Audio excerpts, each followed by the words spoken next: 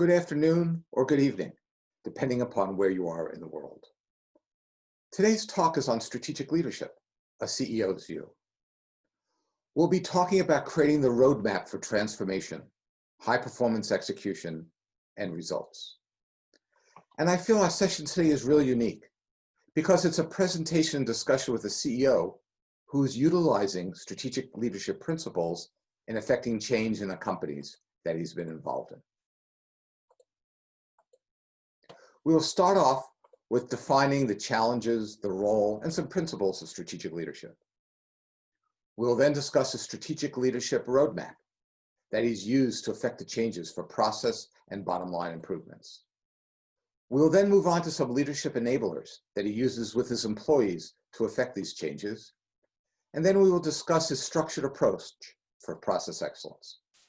We'll take that structured approach and look at an example of some of the tools, methods, and techniques, talk about lessons learned, and then have questions and answers. I have seen very few talks on strategic leadership from the CEOs of companies. Either they're too busy to do the talks, they see no reason to do the talk, or it's not within their comfort zone.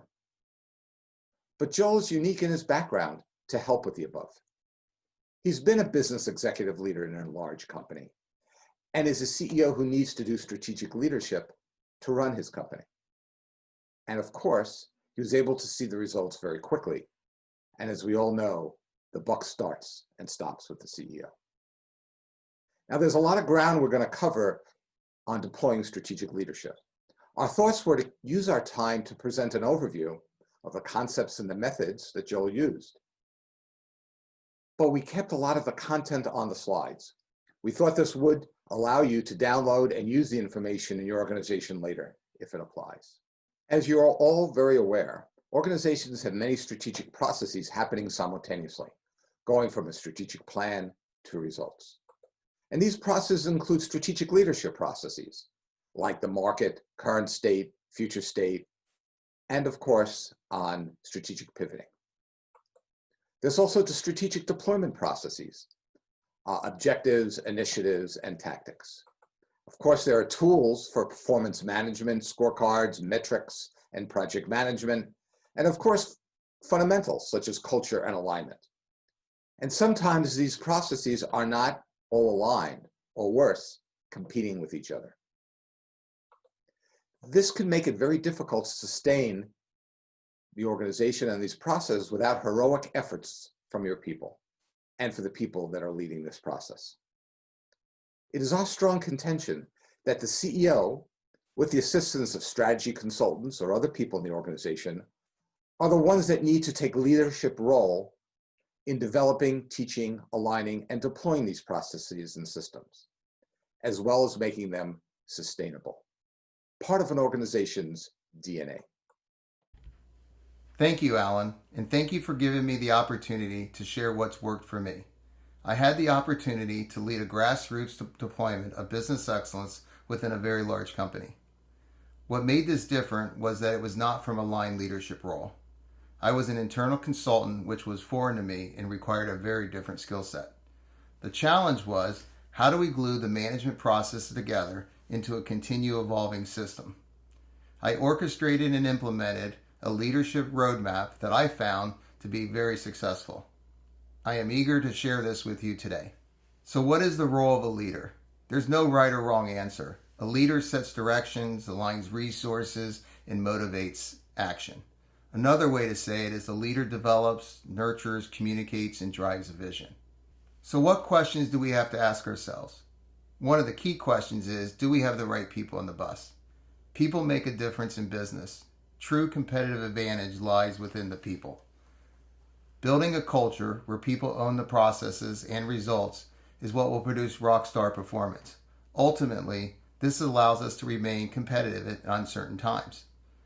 At the same time, it's not about replacing existing employees, but developing the ones we have. One way to do this is to create a culture that supports prosperity and excellence. But how's this done? One way is to establish principles that influence mindset and behaviors. These mindset and behaviors support the framework for achieving excellence. These principles work together as a whole. they support one another. For example, we take care of our customers. Not only does this care and dedication extend to our external customers, but internal customers as well. The success of our business is solely dependent on our employees' ability to rely on other individuals or departments to get their job done. We're hard on the issue and not the individual. So why is this so important? We have all, over our career, been in meetings, been called out, and often it feels personal. But we're all human and react differently. Rather than looking for that scapegoat, we focus on the facts when solving problems. We instill continuous improvement mindset. I want to establish a continuous improvement mindset that looks at everything we do across the business. Through strategic planning or current state analysis, we'll find the gaps between where we are and our desired state. These gaps are opportunities for improvement. These are not only opportunities for business results, but they're opportunities for experience-based learning and higher level of thinking for our employees. We practice continual learning. It's okay to fail. Strategic leaders gain their skills through practice, and practice requires a fair amount of autonomy. So we should give our employees the same opportunities, see what happens when they take a risk, and learn from those errors quickly. As I previously noted, these principles complement one another. A recent example was with a new customer at Medical Indicators. The customer's orders was going to take 2.5 months to produce. A week into the production, it became very apparent we lacked the ability to make the timely deliveries. To combat the deadline, employees at all levels got together, had a meeting, came up with ideas how to improve the efficiency of the process, eliminating all these non-value-add activities, looking at ways we could put capital equipment in place. This showed their desire for improvements, dedication to the customer, and took pride in their work. What will it take to be successful? I have seen this model in many consulting presentations. It's so basic and simple, it's often overlooked. All 4 of these elements must be in place to have a successful transformation. My job as a leader, as the CEO, is to take the company on a journey, which ensures that all 4 of these areas are in place. And if one of these elements are missing, you'll get a corresponding result. For example, if you don't have the right pressure to change, there'll be little priority, little action. If you don't have the right shared vision, you'll get fast starts and fizzle out. And if you don't have the ability to change, you don't have the skills, the capabilities, people will get anxiety and they'll get frustrated. And if you don't have the actionable first steps, this is where you start to get those false starts. So Joel has just discussed the role of a leader and some of the key principles. But what are some of the key characteristics of a leader that makes him a leader? What were the characteristics that Joel demonstrated that allowed him to make lasting change in the companies he's worked in? To find out what these characteristics might be, I did what many of you would do. I Googled the words leadership characteristics. And I got over 800 million entries, including those from Harvard Business Review, Psychology Today, Hershey's Situational Leadership, etc. Now, I was on an ASP team researching and writing our certification exam. I was also writing a book on the subject. So with the guidance of this research and many others, we developed a list of leadership characteristics that fell into 3 categories. One of which was relationships, the personal passion that people and leaders have, the focus on developing others, coaching based on the needs and the requirements of the individuals, and spending personal and professional time with teams and with individuals. The second one is accountability. That's measuring success, setting and agreeing on targets, ongoing measurement and refinement, and straight talk and resolve. And that means making sure that accountability is part of the process of dealing with people and making sure that you constantly work on it and pivot to get the right results and measure the right people for it. The third characteristic is persistence. You need to have alignment, always towards true north. You want to connect the dots of all the processes and systems and goals that you have that align to true north. And then also limit the distractions to the trivial. There might be new ideas, but if it doesn't fit into the strategy or isn't something we should do now, maybe we need to put it on a list for working on later. And of course, under persistence is empowering others, making sure the tasks and the visions are understood and wanted by your employees.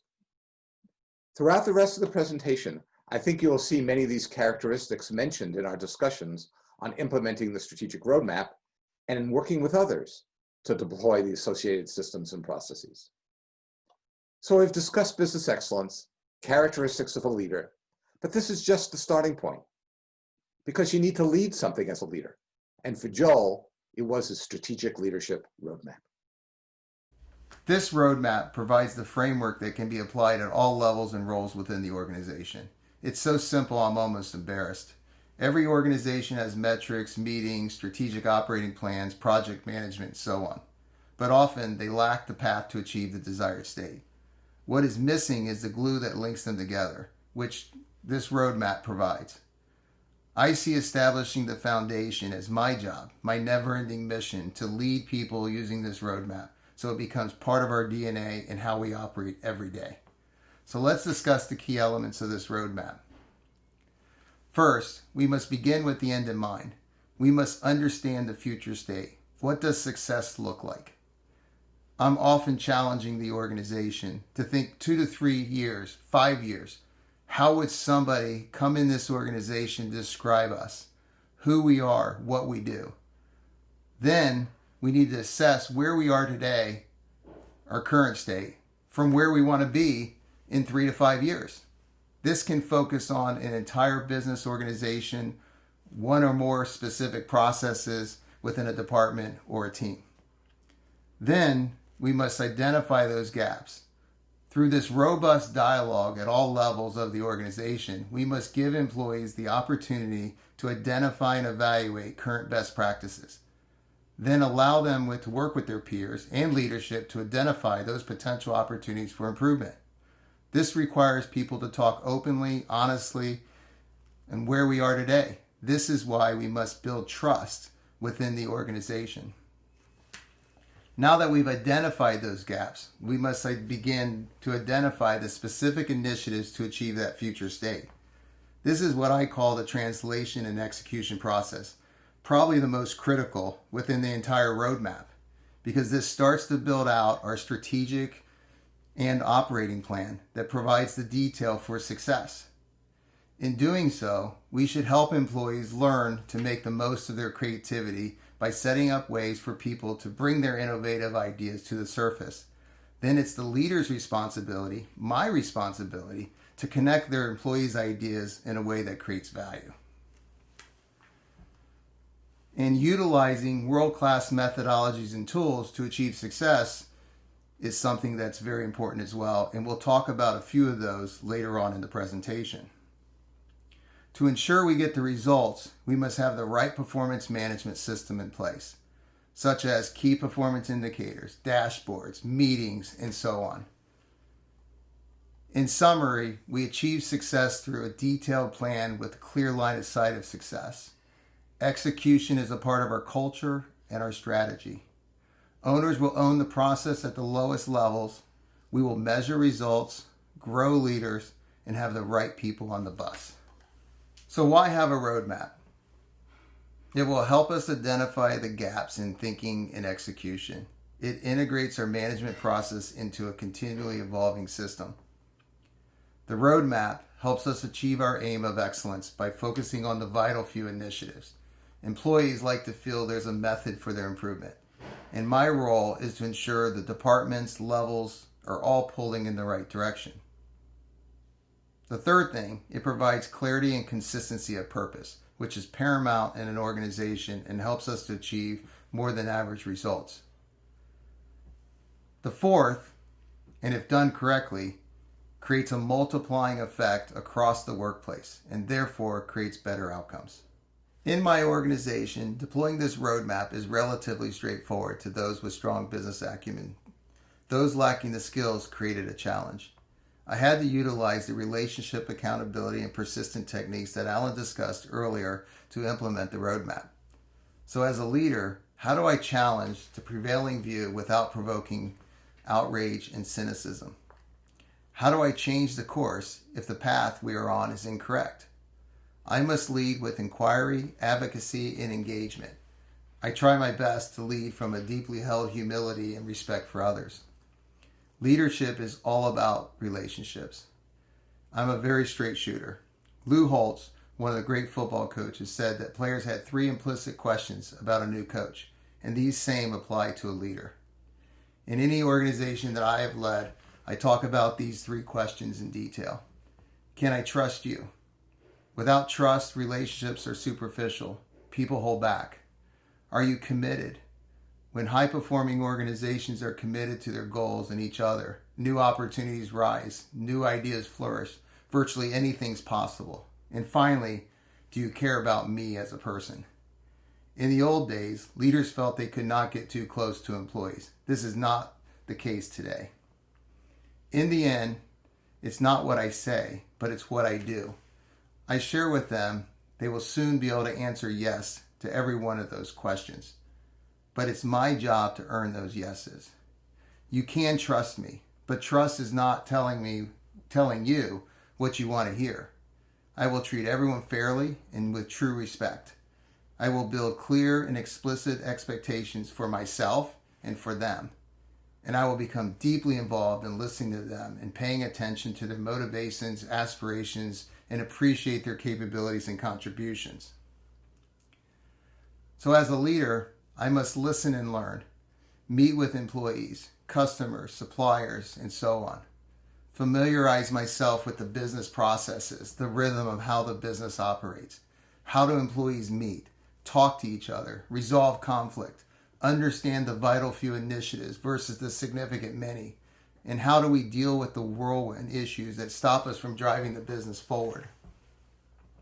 At the same time, I'm assessing the team members as it pertains to their leadership attributes, their technical competencies, their team dynamics, the organization culture, the capabilities. The last one, setting the tone, is extremely important. This is where I'm creating the expectations, foreshadowing the future, reinforcing the mindset and behaviors we discussed earlier.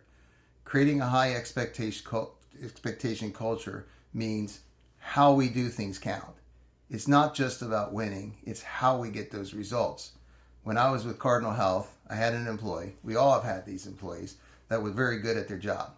He was very results driven, but often his department's success was at the expense of others.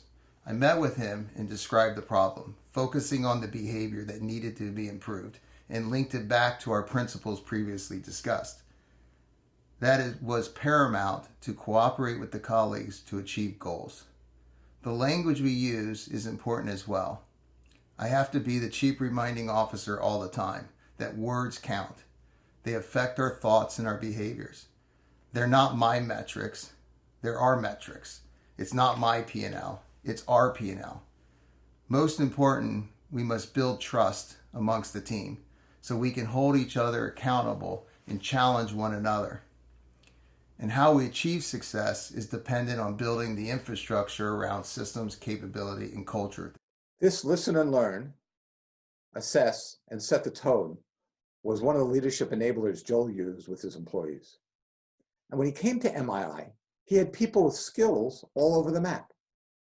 Some understood the elements of the roadmap, others understood it but never had done it before, and some had no understanding or way to relate to it. So he used another enabler, the learning transformation model, to help tailor the message to his people. What comes to mind when I think of this model is my 4-year-old learning to ride his bike. At first, it looked easy to him, but when he got on and promptly fell off, he found it was not as easy as he thought.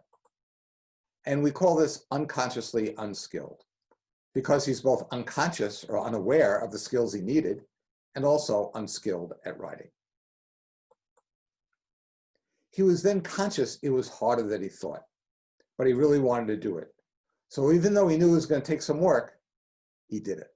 We call that consciously unskilled.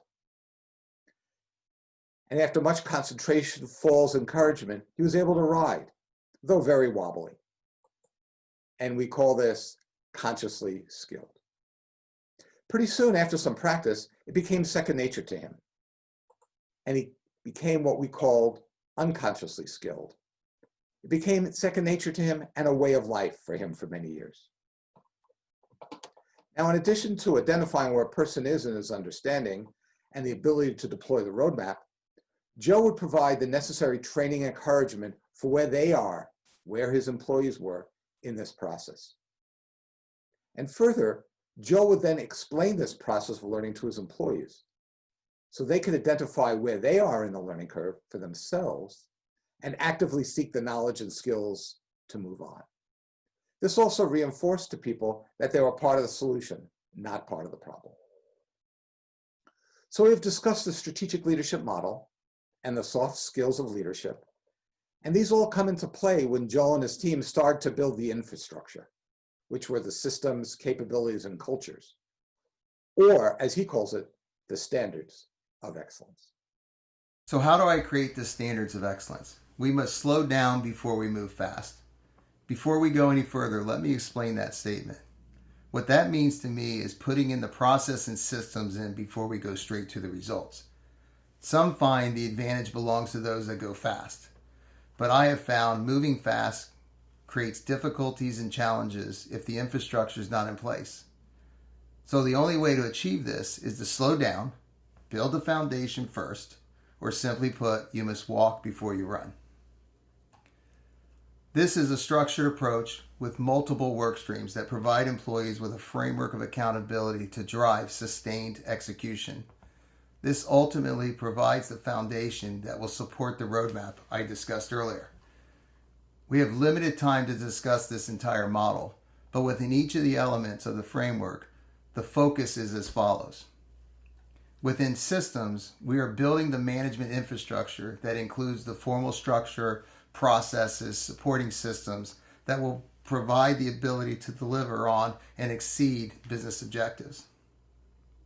Within capabilities, we are incorporating and deploying the tools and the methodologies. In doing so, we are establishing this continuous improvement infrastructure where employees are highly analytical with a deep understanding of the process surrounding the business. Within culture, we are focused on the mindset and behaviors of the organization by creating an innovative, transparent environment where employees are empowered, respected, and expected to meet commitments and improve results. So we have shared our thoughts on leadership. I have provided a path for success through the roadmap. Now let's discuss how I made it real. Yes, everyone has metrics. Yes, everyone has meetings. Yes, everyone has plans and projects. But what differentiates an organization from one another is when everything becomes like riding a bike. It's part of our DNA. So a few imperatives that are critical to me in leading transformations are as follows. There must be one standardized approach. At the same time, I need to allow leaders to adapt their approach to match their style in a way they like to work. So I also like to call it uncompromising in principle but adaptive in practice.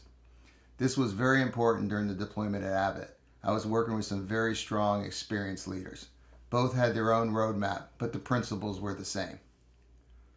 We must use technology for strategy, project management, dashboards, and metrics, and so we can assist in the complexity. As I mentioned early on in the presentation, I was responsible for deployment of business excellence and strategic initiatives across all the functions. We would have to pull together 100 different projects and initiatives across the world. We all know what this is like. I like to call it herding cats. Everyone wants to change their templates. It's a time-consuming event to pull this all together for an important meeting. We got to the point we were able to push a button and status reports be ready to go. We used a centralized system that provided 24/7 accessibility of the vital information such as initiatives, projects, and metrics. It accelerated the decision-making process and allowed for the efficiency and ultimately the profitability of the organization. Made it easier for every user to evaluate his or her goals to keep us up to date on initiatives. Ultimately, it optimized the company's performance across the board. Not being a part of the implementation is not an option. It requires active leadership. And lastly, continuous improvement or business excellence is embedded into our overall strategy. It's not an event, it's a mindset. As I said, Setting the tone and direction for MII, I was emphasizing we're going to focus on the disciplined execution. Our initial steps were to develop the performance indicators and compelling scorecards so we can measure results. And we needed to develop that strategic/operating plan with those vital few initiatives that we discussed early on in the presentation. And at the same time, develop a cadence of accountability, or as I like to call, the rhythm of the company. So the first step Joel took when he came to medical indicators was to create this drill down execution discipline. And he started by developing the performance indicators, metrics, and scorecards. And when you develop these, it starts to drive a business excellence mindset and, of course, changes in behavior for both the company, departments, and employees. Now, when he came there, they had very few metrics. They had a lot of data, but no way of leveraging the data. The organization tended to measure success based on their P&L. And this isn't very uncommon for smaller companies. But for me, it's like driving a car looking at the rearview mirror. The chances of fixing the problem is really inverse to the amount of time it takes to identify it, and of course that leads to blame. What he found was that employees really got into, though, identifying the metrics. He had supervisors leaving notes as why they did not meet their goals, and then when there's a critical issue, they would leave each other voicemails. And these indicators were looking at by day, by month, by year, and they asked lots of questions. Like, are they responsive to changing conditions? Do they drive area performance? It really became clear who owned the metrics and who owned the performance change. It made people see how they can support and impact the numbers, and it taught people to become persistent and relentless. This eye chart here shows some of the metrics they tracked, from personal metrics that they had individually to departmental metrics that also led to different types of performance improvement initiatives, to, of course, project management type of initiatives and making sure those projects tied into the initiatives. What people knew at the end of the day was whether they had a bad or a good day based on their metrics. Now, metrics need to change as conditions change, and it happens quickly based on outside and internal conditions. So we need to pivot our metrics based on changing strategies. So how do we communicate and change our strategy real time? The answer is that we need to develop company and departmental objectives and initiatives. These need to be tied to the metrics and dashboards we just talked about and integrated into all the work we do, whether it's initiatives and tactics, programs, and projects. And yes, there are lots of ways of doing this. But in our minds, there are 3 criteria that are needed to satisfy making them work successfully. The first is to have a visible way to see how as a company and every department and employee is doing towards our initiatives, metrics, and actions. The second is they need to integrate with our metrics and projects. And third is they need to be responsive, which means that this information is updated real time. So you can make changes to your initiatives based on changing conditions, progress in other departments, and customer needs. This example illustrates that drill down concept, where the top level objectives are tied to departmental initiatives and actions, which are then tied to area actions and projects. And it's visible to all, allowing for integrated actions that can be refined real time as needed. And those changes are visible and allow for teamwork across the organization.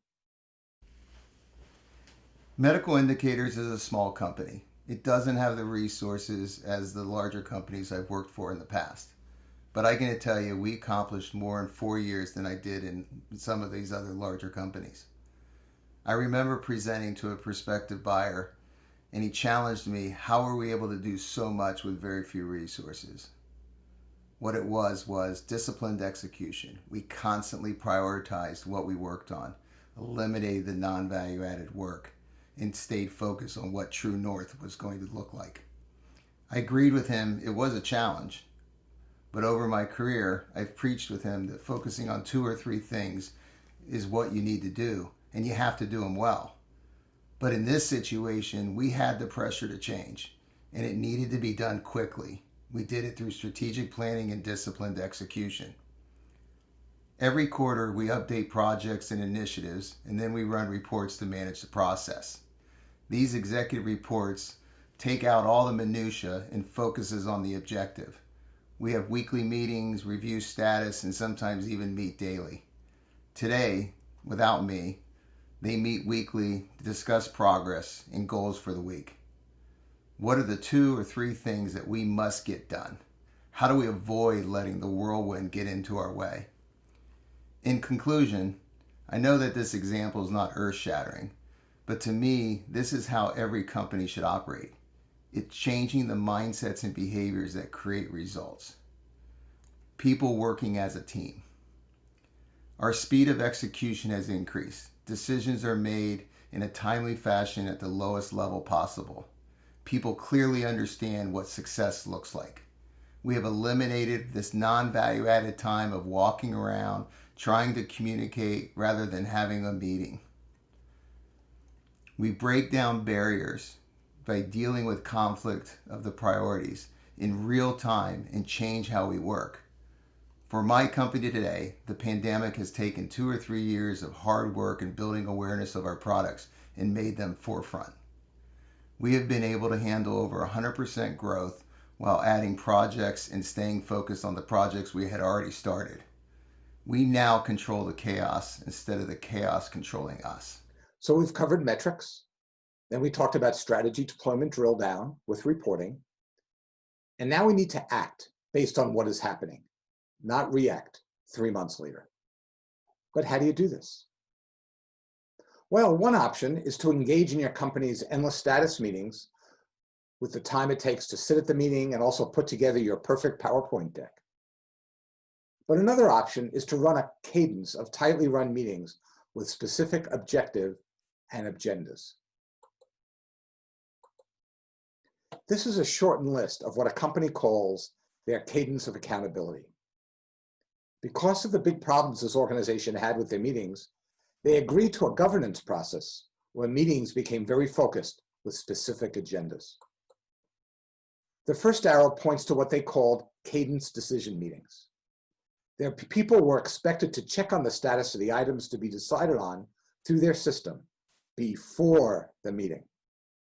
And then at the meeting, the agenda was to discuss specific initiative options and make deployment decisions. When one exec who had not time to read the initiative's background before the meeting asked a status question, the brave facilitator politely reminded him that it would not be discussed in this meeting. And this just happened once. Word quickly spread, and the cadence of accountability became part of that company's organizational culture. Yes, there were still status meetings, but they were labeled as such and became much less used in the company. They also had other meetings to discuss innovation bets, new ideas. And the governance process talked about the purpose, when the meetings were occurring, and who's responsible for them. And I think, Joel, you had to refocus on your meetings as well? Thanks, Alan. During the diligence process of looking at future versus current state, it became evident we had many gaps in all different areas. Meetings were no different. The management team met once a year. It was their annual quality meeting, which was required. They had many ad hoc meetings, mostly occurred in the hallway, which led to misalignment and poor execution and wasted a lot of people's time. So the first thing we did was develop the meeting governance. It concluded the purpose of the meeting, why we were here, what the results we were trying to achieve, how did we see the meeting functioning, what were the behaviors did we expect from each other, and what were basically the overall ground rules. Early on, the meetings were messy until we built trust and became comfortable challenging one another. It was okay to hold each other accountable, even with myself in the room. This is not throwing your peer under the bus. Obviously, meetings are used for performance, but for me, as a leader, they're an opportunity to coach and teach. Everything is a coachable moment for me. There were times we had to reschedule meetings because people just didn't come prepared. So to me, it's not about the numbers. It's about creating an environment where employees feel empowered, respected, meet commitments, and drive sustainable performance. Our aim of this presentation was to give you real-world CEO insights on how to guide a transformation of an organization to deliver high-impact results, and also deploying organizational processes and systems through the people. We started by discussing the what, using the strategic roadmap as a blueprint and guiding document for change. We then discussed the how, those leadership characteristics and enablers used to guide employees to embrace and proactively make these changes. We then followed with the standards of excellence model, which provided the foundation for making the systems, capabilities, and culture in a company come alive. By using the drill down execution case study, we presented specific examples, methods, and tools to put these foundational processes in place, enabling the business to scale production by over 100% in 3 months. Was this journey easy for Joel? No. Did everything go according to plan? No. Were there casualties along the way? Yes. But I think if you asked Joel, I think he would say that it was rewarding. To the shareholders for increasing company value, to the employees for being part of a team that is successfully deploying process excellence, and to all for being part of a winning team. Some lessons I learned watching you both as a manager, executive, and a CEO over the past 12 years included: 1, there is no magic bullet. The tools, processes, and systems are straightforward and common sense. 2, energy, passion, and persistence are the keys. The biggest attributes a person can bring to work. The expression "can do," to me, is an understatement. And number 3, it starts from the top. And if that person is not on board, you need to be relentless in finding ways to make that person see the light. You demonstrate the deployment of business excellence. You coach. You try by all means to persuade the leader. But if in the end it does not work, you find another bus to be on. Joel, you're a guy with lots, and I mean lots, of passion, persistence, and energy. You wanted to be the CEO of a company and do things your way and have the buck stop with you. Is it worth it? I ask that same question every day. The answer is yes, it is worth it. When I joined Medical Indicators, I knew it was going to be a business transformation. I was hired to position the organization for sustainable growth and create value for a strategic exit. After 3.5 years, we sold the business and we are on our next phase of our journey. It's very exciting. This is exactly what I was looking for and to finish out my career. No more trying to convince a leader above me on what and how we should do things. I looked back at an email that I sent a leader many years ago. It said, "Successful change is about relentless focus on results. Process improvement, strong management systems, such as meetings, KPIs, and decision mechanisms, the roles and responsibilities, and so on. Most importantly, the coaching, leading, communicating the behavior changes that are critical. I am a firm believer we, the organization, must make a clear commitment to achieve transformational success and achieve business results. The key to all this is to have an integrated program and use the current challenges as learning opportunities.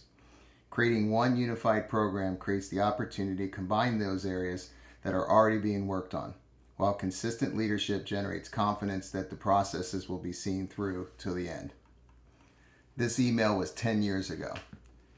I have not changed one bit.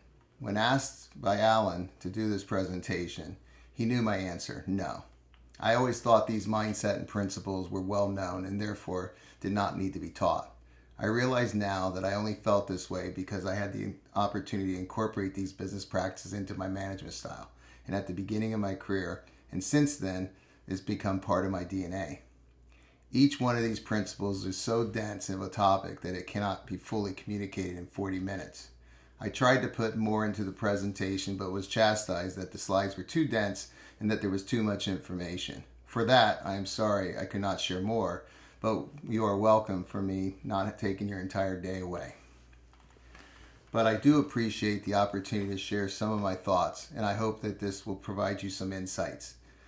It's about keeping it simple, focus on the basics, teach people how to ride the bike. When they can't do it, don't let them quit. Let people fail. and scrape their knees. But when it looks like they can really hurt themselves, jump in and help. However, if done correctly, everything takes care of itself.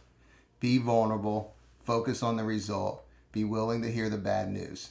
Be hard on the issue, not the person, and most of all, make sure they know you care.